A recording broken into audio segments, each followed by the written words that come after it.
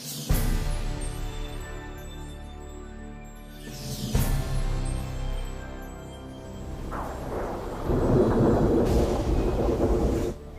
últimas notícias que temos do dia. Rios e córregos inundando inúmeras cidades. Milhares sem energia elétrica após terrível furacão. 3 tufões acabaram de tocar o solo ao sul da cidade. E agora? O que é isso? Eu acho que é um terremoto. Eu nunca vi tais condições climáticas antes. Busquem abrigo imediatamente.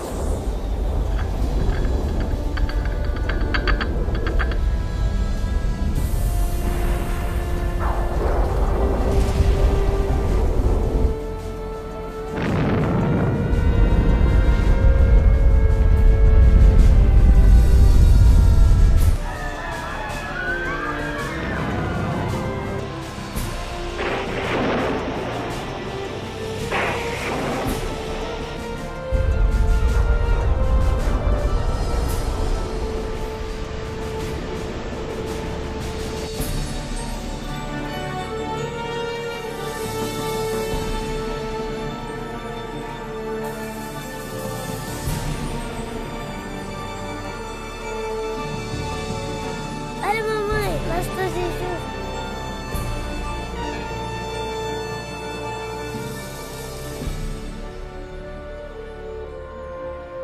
Os livros proféticos da Bíblia, conhecidos por muito tempo como mistério.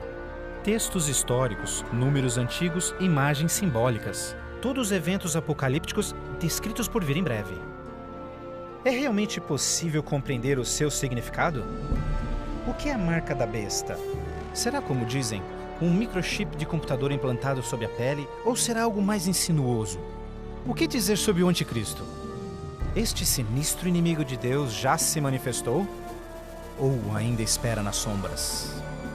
Será um ataque terrorista que levará a Terra à tribulação final? Testemunharemos os horrores do Armagedon e as 7 últimas pragas?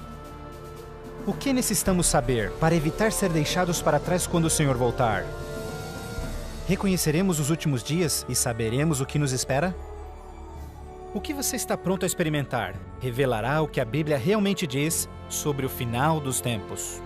Junte-se a mim para juntos descobrirmos os incríveis fatos por trás dos eventos finais da profecia bíblica.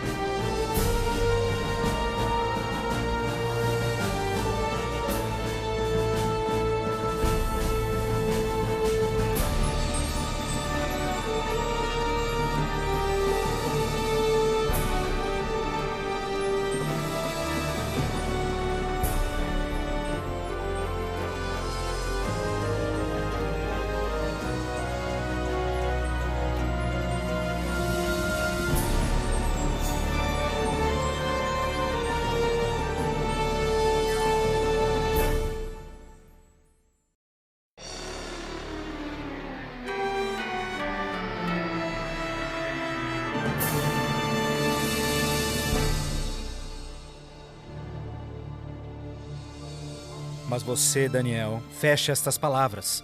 Cele o livro até o tempo do fim. Muitos correrão dele e para ele, e a ciência se multiplicará. O fim do mundo realmente ocorrerá? Se for, quando? Esta é uma das mais importantes e misteriosas perguntas de todos os tempos. O profeta bíblico Daniel predisse claramente que ao final da história do mundo, nós veríamos um aumento dramático no conhecimento. Já aconteceu? Considere, por exemplo, como os meios de transporte mudaram dramaticamente em épocas recentes. Por 60 séculos, o meio mais rápido de transporte foi viajar a cavalo. Agora, viagens que demoravam meses são realizadas em minutos. Em uma geração, a revolução dos computadores trouxe mudanças tão radicais que nossos antepassados jamais imaginariam. Mas numa interpretação mais exata deste verso, é que o conhecimento a respeito dos livros proféticos aumentaria. E como predito, foi isso que aconteceu. Mas as profecias de Daniel não são as únicas na Bíblia que falam dos sinais do tempo do fim. que mais pode estar escondido dentro dos antigos textos das Escrituras? E você ouvirá de guerras e rumores de guerras.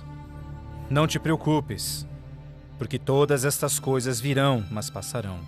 Mas não é o fim ainda. Haverá fome, pestes, terremotos em vários lugares. Tudo isso será o começo das dores. Qualquer um pode ver em todo o mundo o quanto forças políticas e naturais têm tornado o nosso mundo moderno um lugar perigoso para se viver. Pense nisto. Nos últimos 100 anos, o mundo inteiro enfrentou 2 guerras mundiais, vários outros conflitos, sem mencionar o aumento de ataques terroristas. Além disso, um aumento na taxa de mortalidade em desastres naturais, incluindo terremotos, incêndios, inundações, tornados, tormentas assassinas num clima bizarro, tudo a caminho da destruição final do planeta. Incrivelmente, o apóstolo João profetizou que ao se aproximar o tempo do fim, aumentaria a habilidade do homem em destruir o planeta. Apocalipse 11, verso 18, diz que virá o tempo em que Deus destruirá aqueles que destroem a terra. Está claro que esta previsão foi vividamente cumprida. Por séculos, o homem apenas fazia suas guerras com lanças fumegantes ou seus canhões a pólvora. Hoje, possuem armas devastadoras que podem rapidamente exterminar com a vida no planeta. Fato é que Jesus profetizou que se sua vinda fosse adiada, ninguém sobreviveria. O próprio Cristo nos alertou sobre estes perigos, mas que eles seriam apenas o início do fim. Poderia o homem fazer alguma coisa que pudesse dar início ao tempo do fim?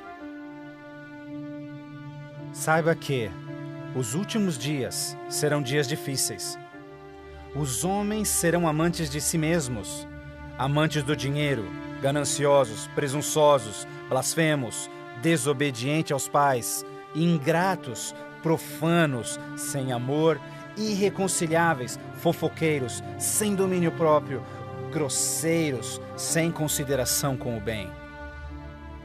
Ninguém que haja vivido pelas últimas décadas poderá negar a contínua e espantosa queda moral de nossa sociedade moderna. Cada geração, continuamente, abre o envelope de aceitação comportamental. Como resultado, cada uma das gerações sucessoras operam sob um padrão moral mais baixo do que o seu padrão anterior. Infelizmente, parece não haver um fim a essa trilha vergonhosa. Nos dias de Noé, a decadência moral condenou o planeta à destruição com o dilúvio. Nos dias de Ló, as perversas e depravadas Sodoma e Gomorra foram cidades consumidas com o fogo do céu. Assim como nos dias de Ló, eles comiam, bebiam, compravam, vendiam, plantavam, construíam, mas no dia em que Ló saiu da cidade, caiu fogo e enxofre do céu e consumiu a todos. Assim também será no dia em que o Filho do Homem se manifestar.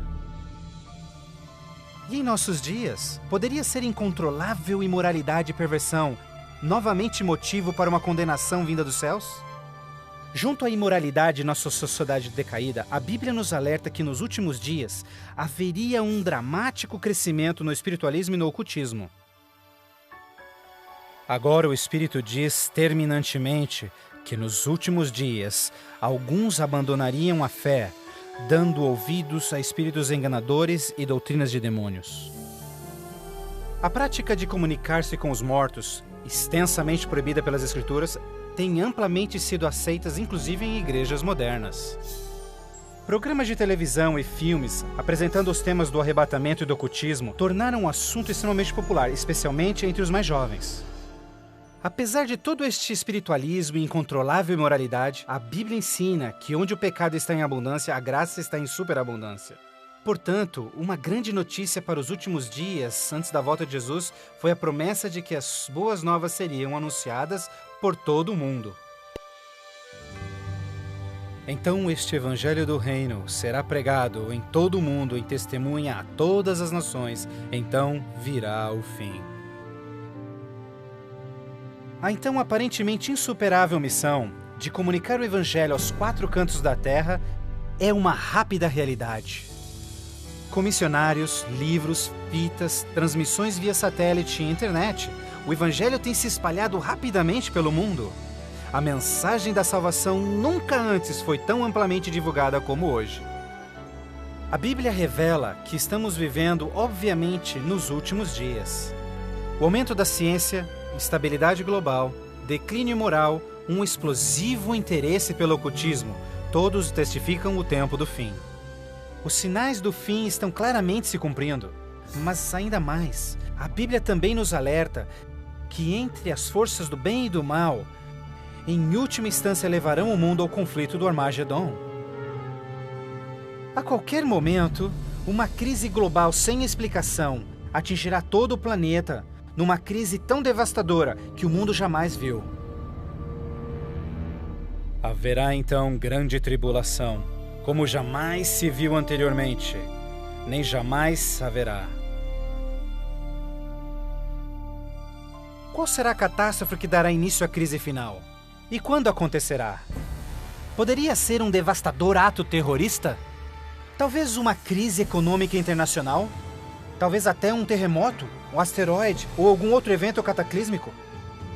Talvez um acidente químico ou uma praga biológica mortal? Talvez a combinação de alguns desses acidentes. Mas mesmo a Bíblia não identificando o evento crítico exato, ela revela as dramáticas cenas que se seguem. Mais adiante você compreenderá mais sobre esses surpreendentes, chocantes eventos que muitos cristãos ainda não estão preparados.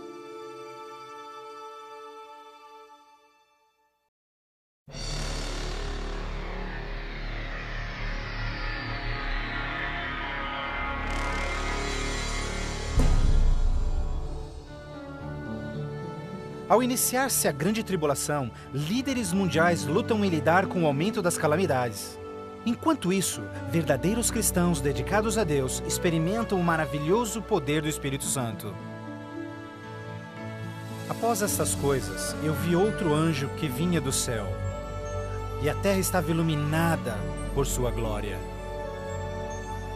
Este grande poder que iluminava o povo de Deus é o próprio Santo Espírito. Em santa confidência, eles testificam de Deus, intervindo pelas igrejas e também chamando os perdidos para Cristo.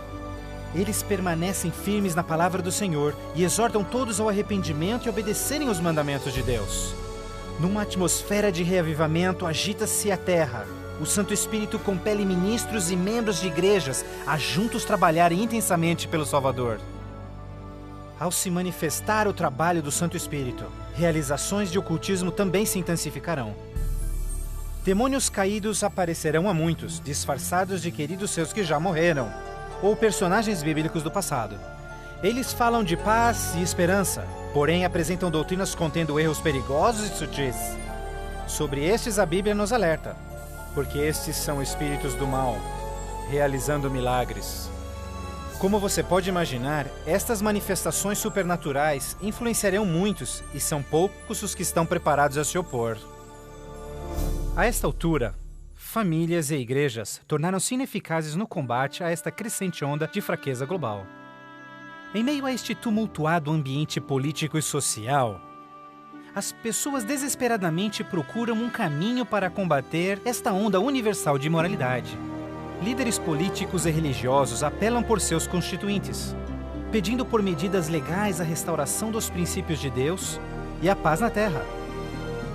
Como resultado desta pressão enganosa, os governantes aprovam leis que conflitam diretamente com as leis de Deus. Mas esta não é a primeira vez que isso acontece na história. Certamente você se recorda da familiar história de Daniel capítulo 3. Quando o rei de Babilônia, Nabucodonosor, ordenou a todos no seu reino que se curvassem e adorassem aquela enorme estátua de ouro que ele construíra. Entretanto, 3 jovens hebreus sabiam que essa ordem estava diretamente em contradição com o segundo mandamento sobre idolatria. Determinados em serem fiéis a Deus, recusaram adorar a estátua. O rei ordena furioso que sejam lançados na fornalha ardente, mas Deus miraculosamente interveio e salvou suas vidas. Depois, a história de Daniel na cova dos leões. Você se recorda do rei da Pérsia, criando uma lei que proibia todos de adorarem qualquer deus, senão ele, por 30 dias? Mas Daniel sabia que obedecer a esta lei seria uma violação do primeiro mandamento de Deus. Destemidamente, Daniel segue sua vida, orando diariamente a Deus, mesmo colocando sua vida em risco. Os inimigos de Daniel rapidamente denunciaram ao rei, que relutantemente teve que fazer cumprir-se a lei, lançando-o na cova dos leões. Mas novamente, Deus intervém com seu poder e miraculosamente poupa a vida de Daniel. Da mesma forma, nos tempos do fim, Apocalipse prediz que o poder do mal obrigará governantes de todo o mundo a endossarem leis que definam como as pessoas adorarão a Deus. Estas leis irão aparentemente promover a moralidade, mas na realidade, elas preparam o mundo para aderirem à marca da besta e o anticristo. Porque falsos cristos e falsos profetas surgirão e farão milagres e sinais maravilhosos para enganar, se possível até os salvos. Durante este período de crescentes crises, quando o mundo estiver desesperadamente buscando alívio e procurando uma estabilidade global, a ajuda virá de uma forma surpreendente. Em várias partes, por todo o mundo, se ouvirá: Jesus voltou! Jesus voltou! Um radiante e carismático ser se diz o Filho de Deus. Um exército de jornalistas se amontoa para ver este que realiza milagres sobrenaturais. Eles o ouvem repetir as mesmas palavras que Jesus falou nas Escrituras.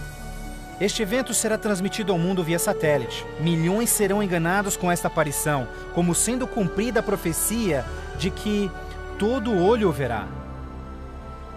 Inúmeras religiões estão ansiosas na expectativa por um Salvador.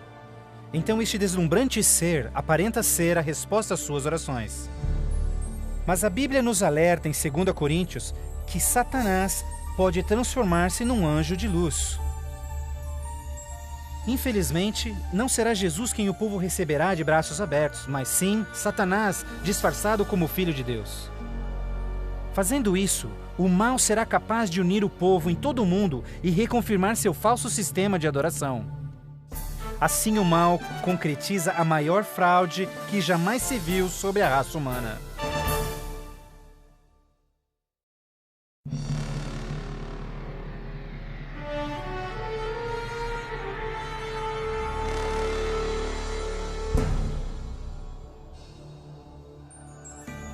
A fraude satânica prova ser uma poderosa e motivadora força para o mundo. Muitos dos líderes espirituais aceitam este grande impostor, bem como o falso sistema de adoração que ele propõe. Com a intensificação das calamidades, líderes religiosos creem que o tempo não mais pode ser desperdiçado em convencer o mundo a aderir às doutrinas desse Messias contraventor. Aqui está a paciência dos santos. Aqui estão aqueles que guardam os mandamentos de Deus e a fé de Jesus. Nem todos serão enganados. Poucos serão aqueles que entenderão que a Bíblia havia alertado sobre esse incrível enganador, e eles sabem que o objetivo deste falso Messias é desviar o povo dos mandamentos de Deus. Mas essa não é a primeira vez que Satanás se apresenta como anjo de luz. Quando Jesus foi tentado no deserto, Satanás apareceu a ele disfarçado como glorioso mensageiro de Deus. Mas o inimigo de Deus se revelou quando tentou a Jesus em desobedecer a palavra de Deus. Portanto, mais uma vez, usando a mesma tática, o mal tenta enganar o mundo a desobedecer a lei de Deus. Ninguém pode servir a dois senhores, pois odiará um e amará o outro, ou será leal a um e desprezará ao outro. O mundo chegou a um momento decisivo em sua história. O falso Cristo e o conflito global estão dividindo o mundo em dois grupos distintos: aqueles que seguem a Bíblia e aqueles que seguem a besta. Ansiedade enche o coração do povo, e religião é o tópico supremo de todas as mentes.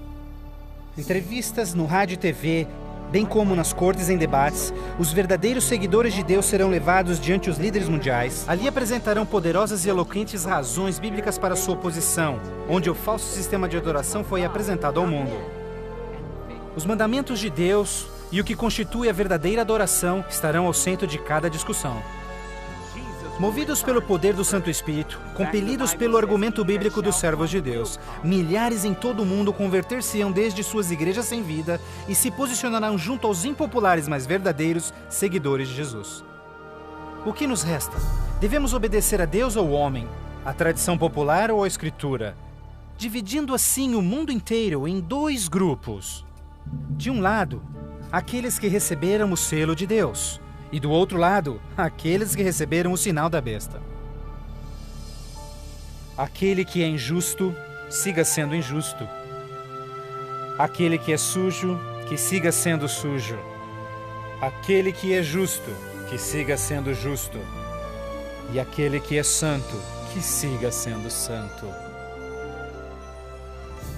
Este texto de Apocalipse antecede o próximo evento em que todo homem, mulher e criança fará sua final decisão a favor ou contra Cristo. Ao lado de Deus estão aqueles que em fé observaram sua palavra, mesmo diante oposição. No outro lado, aqueles que escolheram a religião de tradições humanas. Assim como as portas da Arca de Noé fecharam-se instantes antes do dilúvio, a porta da graça será finalmente fechada para o mundo e a graça de Deus não estará mais disponível para os perdidos. A segunda vinda de Cristo é iminente, mas primeiro, o mundo terá de atravessar as mais devastadoras pragas que jamais sobrevieram sobre a humanidade. Ouvi então uma voz vinda do templo dizendo aos 7 anjos: Vai e derrama sobre os povos as 7 taças da ira de Deus. O primeiro foi e derramou a sua taça sobre os povos, e se viu uma ferida feia e dolorosa nos homens que tinham o sinal da besta e que adoravam a sua imagem. A esperança começa a ser massacrada quando as 7 pragas do Apocalipse 16 começam a cair no mundo numa sucessão rápida de eventos. Estes serão os mais horríveis flagelos jamais vistos pelo homem. A primeira praga será extremamente dolorosa e provocará desmaios e agonizante sofrimento aos perdidos. Mais 6 devastadoras pragas rapidamente virão. O mar e os rios se tornarão em sangue. O sol terá tal força que provocará queimaduras com sua intensidade. De tal forma, praga após praga virão. O terror reinará, tornando o mundo inteiro prisioneiros do pânico. Durante este período, alguns dos salvos encontrarão abrigo em locais isolados e remotos, onde serão protegidos e mantidos por anjos do Senhor. Outros, lançados em prisões, embora aparentemente abandonados pelo homem, não foram esquecidos por Deus. Os fiéis de Deus estarão protegidos das pragas, da mesma forma como os filhos de Israel foram preservados durante as pragas que caíram no Egito. Neste momento, os salvos passam por um momento de angústia em suas almas. O principal pensamento em suas mentes: estamos em paz com Deus? Finalmente, encontram paz em suas consciências, confiando nas promessas de Deus.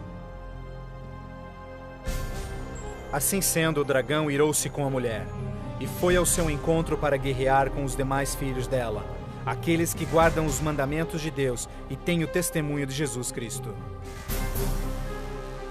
Persuadidos pelo falso Cristo, os miseráveis perdidos têm como única esperança para alívio das devastadoras pragas a eliminação daqueles que se opõem a eles.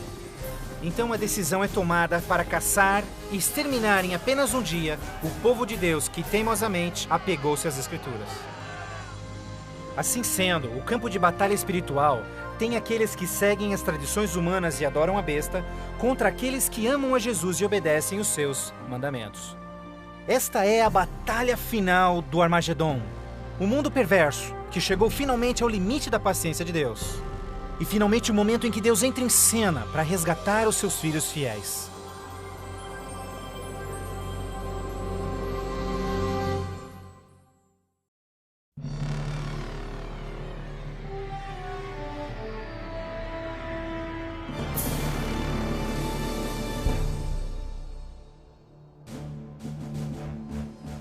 À meia-noite, o clamor foi ouvido.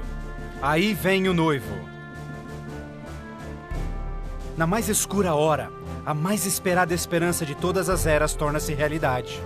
O comando da voz do próprio Deus é ouvido. Está cumprido! Aquela voz de trovão chacoalha os céus. Um imenso terremoto anuncia a aproximação do poderoso exército dos céus. Os filhos de Deus, há pouco sem cor e cansados, agora envoltos por um arco-íris, resplandecem diante de seus opressores. Suas faces brilham ao contemplarem seu Redentor e o vasto exército de anjos que vieram para levá-los para casa. Atentem, porque ele está vindo nas nuvens do céu, e todo olho verá, inclusive os que lhe transpassaram, e todos os povos da terra chorarão por sua causa. Como você já sabe, este não será um momento de êxtase secreto. Todas as pessoas do planeta testemunharão este maravilhoso evento, e muitos estarão aterrorizados. Os ímpios fugirão desesperadamente para rochas e cavernas, tentando em vão esconder-se do santo rei que se aproxima. E como Jesus prometeu, os homens maus responsáveis por seu julgamento e crucifixão serão ressuscitados para presenciarem seu retorno nas nuvens do céu. Porque o Senhor, o próprio Deus, descerá dos céus, e como trovão, e com a voz do arcanjo, com o som de trombetas de Deus, os mortos em Cristo serão primeiramente ressuscitados. Um grandioso som de trombetas é ouvido pelos céus, e a poderosa voz de Deus chamará os santos que dormem no Senhor desde todas as épocas, dizendo: Despertem, despertem, despertem vós que no pó da terra dormem, levantem-se. Por toda a extensão do planeta, um exército de santos se erguerá do pó da terra. Despertarão cheios de juventude, glorificados e revestidos de imortalidade, sem nenhum traço de enfermidades ou defeitos. E aqueles que ficarem vivos nestes momentos finais serão também transformados. Num instante, receberão um novo corpo imortal. Os ímpios contemplarão em angústia todos estes incríveis sinais. Então nós, os que estivermos vivos, seremos todos levados junto deles nas nuvens para encontrarmos com o Senhor nos céus, e ali nós viveremos para sempre com o Senhor. Com o mundo inteiro em convulsão, os remidos voarão alto e serão erguidos acima da destruição. Eles voarão para a felicidade com o Senhor, junto às nuvens de anjos. Nem dor, nem pecado, nem tristeza jamais haverá. O véu que os separava de seu Deus é para sempre removido, e contemplam agora o seu Deus e seus anjos face a face. E naquele dia, o dia da destruição de Deus, será de uma extremidade da terra a outra, e não haverá nem pranto, nem ajuntamento, nem funerais. Eles serão todos como lixo sobre toda a terra. Aos que ficarem para trás, o caos reinará no planeta. Entre os furacões, os gemidos de demônios, os terremotos, oceanos ferventes, ilhas submersas. Densas e escuras nuvens despejam tempestades gigantescas de granizo.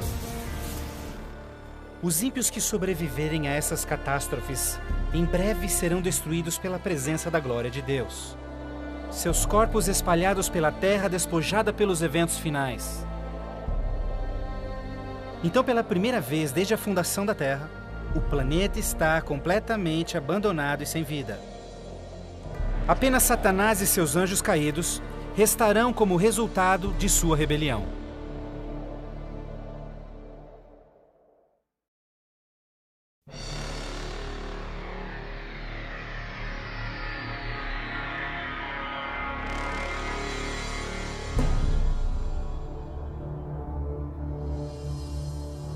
Então vi um anjo que descia dos céus, que tinha consigo as chaves do abismo e uma grande corrente em suas mãos.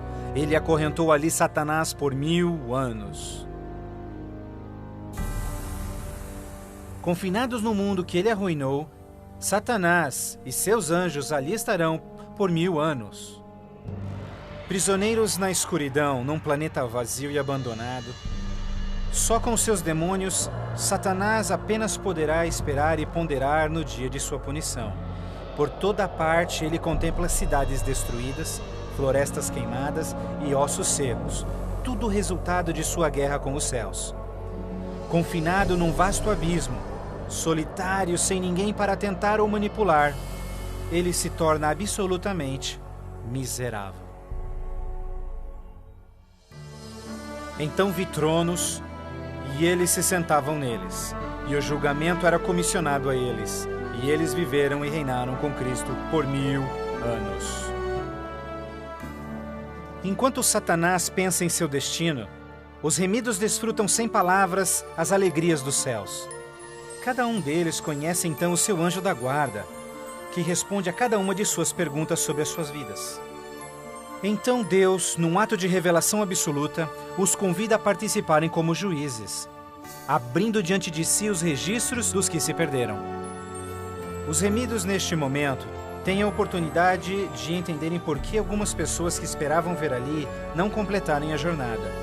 Os pensamentos dos ímpios são agora vividamente expostos, e o véu é removido, revelando as batalhas espirituais que se levantaram por salvar-se-lhes as almas. Inclusive as ações e motivos dos anjos caídos se farão nítidas. O aberto e transparente caráter de Deus neste assunto é extraordinário.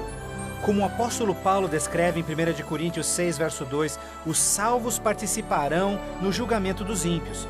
Antes que um único pecador receba sua punição final, seus registros serão cuidadosamente revisados por seus conterrâneos, os quais entendem e sabem das lutas na vida na terra. Todas as palavras e atos dos ímpios serão pesados ante a palavra de Deus. A justiça de sua sentença é confirmada e o grau de sua punição determinado. Finalmente, ao final dos 1000 anos, Jesus e os remidos preparam-se para o seu retorno à terra. O tempo é chegado para Satanás, seus anjos e os perdidos, quando enfrentarão as últimas consequências por seus atos. Em breve, os mansos herdarão a terra. Mas primeiro, Deus executará a fase final de seu julgamento e extinguirá o pecado do universo.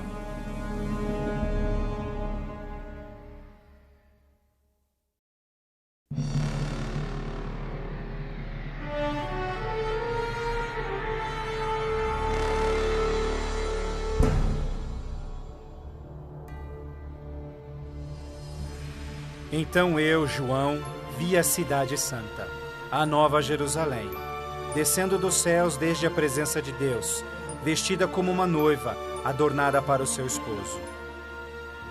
Após os 1000 anos sabáticos no céu, Cristo e os remidos, com a Nova Jerusalém, voltam à terra.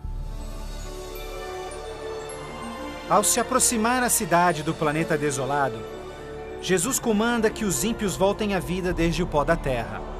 Ao seu comando, os ímpios de todas as épocas e lugares ressuscitam, da mesma forma como morreram, e ali estão diante de Deus.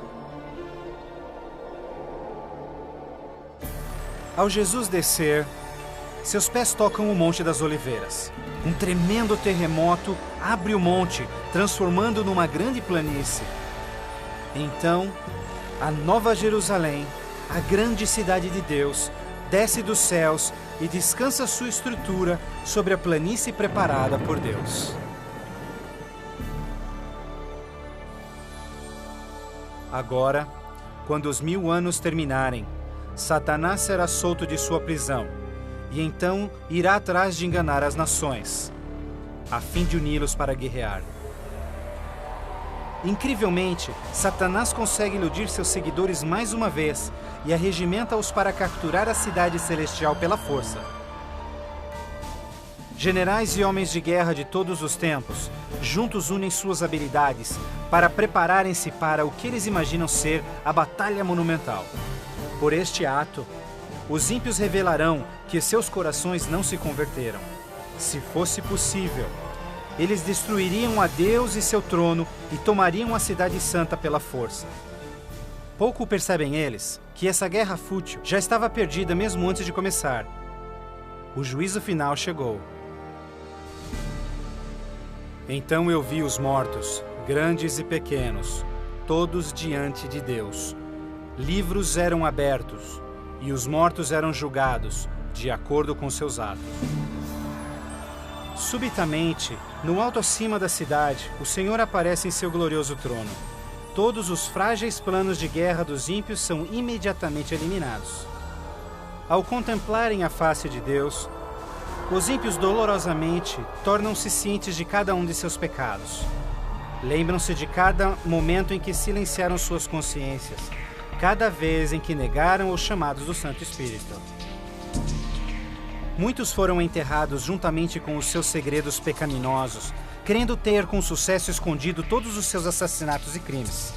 Vergonhosamente experimentam em primeira mão as palavras de Jesus ditas em Lucas, pois não há nada coberto que não será revelado, nada escondido que não se fará saber. Ao se apresentar diante deles vividamente o panorama de suas vidas, cada ímpio entende completamente que, por sua própria livre escolha, rejeitaram a salvação. Tragicamente, a paz e alegria dos que estiverem na cidade nunca será desfrutada pelos ímpios. Com sentimento de desespero e sem esperança, são varridos e deixados sem palavras. Os rebeldes não podem negar a justiça de Deus, declarando-se culpados. Em uma só voz clamam: justo e verdadeiro são os teus caminhos, ó Rei dos Santos. E caindo prostrados, eles adoram o Príncipe da Vida. Eles subiam aos cantos da terra e cercaram o acampamento dos santos. Então caiu fogo do céu desde Deus e os consumia. Finalmente, o tempo de encarar as consequências irreversíveis de suas ações. Sem nenhum aviso, fogo e enxofre caem do céu. A terra se fende e fogo brota desde cavernas subterrâneas. Enquanto o inferno engole os ímpios, os justos estão a salvo e em segurança dentro dos portões da Nova Jerusalém. Cada pecador é punido de acordo com os seus pecados. Os com poucos pecados são destruídos rapidamente, enquanto os culpados de horríveis pecados contra a humanidade sofrerão mais. Satanás, o instigador de todos os pecados, será forçado a sofrer muito mais. Para Deus, a punição dos ímpios é um ato doloroso, mas é algo que a sua justiça demanda. O salário do pecado é a morte. Na cruz, Jesus sofreu a punição final no lugar de todos os que aceitaram o seu sacrifício. Mas, tragicamente, os perdidos rejeitaram este presente e terão de pagar o preço por seus próprios pecados. Certamente o dia virá, queimando como fornalha. Todos os orgulhosos e todos os fracos serão consumidos. Você esmagará os ímpios, pois serão como cinzas debaixo dos seus pés. Ao se esfriarem as cinzas da destruição, os habitantes de todo o universo erguem suas vozes em louvor a Deus, pois o reino de terror de Satanás foi banido para sempre. Assim, com a paz no cosmos eternamente garantida, Deus agora dedica sua atenção à criação de um novo céu e uma nova terra.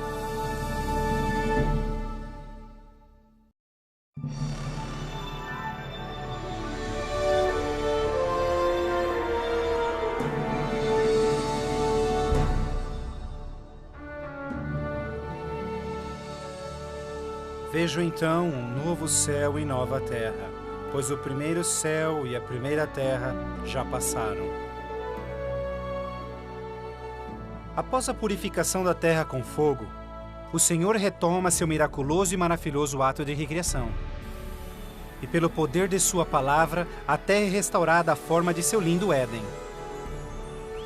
Ao seu comando, um lindo e verdejante carpete de grama cobre o planeta. Outro comando, terra e água voltam à vida.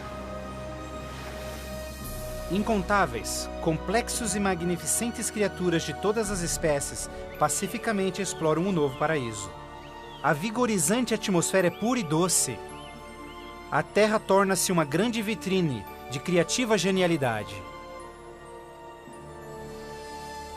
E Deus enxugará as lágrimas de todos os olhos. E não haverá mais morte, nem sofrimento, nem pranto. Não haverá mais morte, pois as primeiras coisas são passadas. A segurança do universo está garantida. Com a Nova Jerusalém como sua capital, todas as criaturas regozijam-se no amor do domínio de Deus. Aqueles que foram resgatados da destruição eterna compartilham uma especial união com seu Criador, o que nenhum outro ser celestial poderia apreciar. Embora pecado e pecador foram para sempre destruídos, um traço desta grande rebelião ainda permanece. O que aconteceu com essas mãos? Estas são as marcas nas mãos, nos pés e no lado de Jesus. Ao passarem-se os dias inesquecíveis da eternidade, todas as memórias tristes e dolorosas se dissipam na glória brilhante e esplendorosa dos céus. Não mais atrelados a uma vida passageira, os imortais filhos de Deus são agora livres para alcançarem suas mais amplas ambições. Com ilimitada capacidade de absorver mais e mais conhecimento, revigoram as suas mentes. Sem barreiras, seus limites não mais os prendem à terra. Os remidos são agora livres para explorarem as maravilhosas obras de Deus em todo o universo. O céu é um lugar de perfeita paz e harmonia, onde o amor por Deus e pelos outros preenche todos os corações. A Bíblia promete que este reino pode ser seu eterno lar. Jesus deu-se em sacrifício na cruz para oferecer-te perdão e vitória sobre o pecado. Mais que qualquer coisa, Jesus quer que você viva com Ele neste novo lar. Se bem que Ele desesperadamente quer te salvar, Ele não pode forçá-lo em aceitar este presente. Você deve aceitá-lo por si mesmo. Por que não aceitá-lo hoje? Peça-lhe agora e Ele entrará em seu coração.